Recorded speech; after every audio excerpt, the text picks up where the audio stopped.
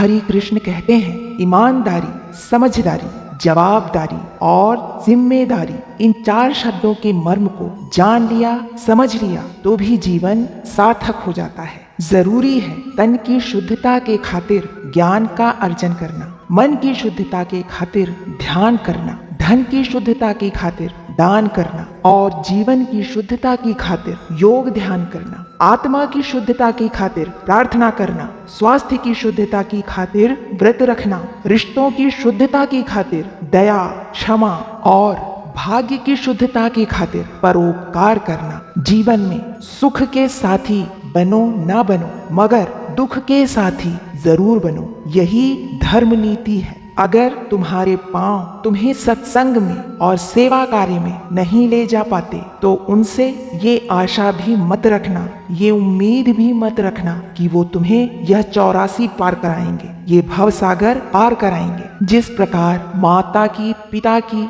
संपत्ति जायदाद संतान को मिलती है, उसी प्रकार कर्मों का फल भी मिलता है। माता पिता के कर्मों के फल भी बच्चों को शुभ और अशुभ के रूप में प्राप्त होते हैं। जो माता पिता अपनी संतान का भला चाहते हैं, उनका कल्याण चाहते हैं, उन्हें भी अपने जीवन में सत्कर्म करने चाहिए, अच्छे कर्म करने चाहिए। अगर माता पिता के कर्म दूषित होंगे तो उनकी संतान को जीवन में कष्ट, पीड़ा, अवसाद झेलना पड़ सकता है। संतान और माता पिता दोनों का ही भाग्य एक दूसरे के कर्मों से जुड़ा हुआ होता है। माता पिता के कर्मों से संतान का भाग्य बनता और बिगड़ता है और संतान के कर्मों से माता पिता का भाग्य भी बनता और बिगड़ता है। अच्छे और बुरे कर्मों के अंतर को जरूर जानो। जीवन में चाहे 4 वेदों का अर्थ जानो ना जानो, कोई फर्क नहीं पड़ता।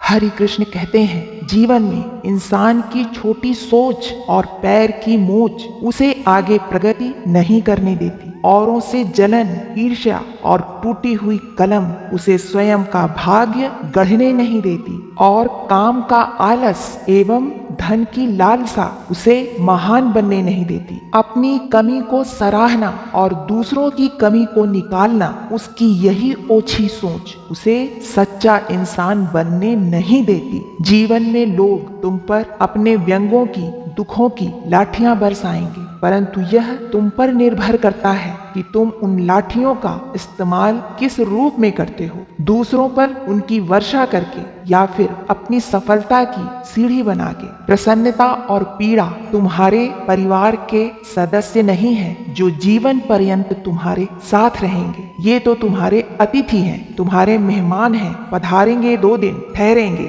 और फिर चले जाएंगे। निर्जन वन और पहाड़ की कंदराओं में बैठकर तप करना आसान है, परंतु परिवार में सबके मध्य रहकर सामंजस्य बिठाकर धीरज बांधे रखना अत्यंत कठिन है और यही तप है। इस संसार में कुछ लोग इससे भयभीत रहते हैं कि ईश्वर कहीं उनकी गलतियां ना देख ले, और कुछ लोग ये कामना करते हैं कि ईश्वर की नजर हमेशा उन पर बनी रहे। यह एक मानवीय फितरत है। जहाँ एक ओर भय है तो दूसरी ओर आशा, दंड का भय और प्रेम की शय संग संग चलते हैं। गुजरे कल का प्रायश्चित और आने वाले कल की चिंता, ये 2 ऐसे चोर हैं जो तुम्हारी आज की प्रसन्नता चुरा ले जाते हैं। इन दोनों चीजों को अपने भीतर मत प्रवेश दो।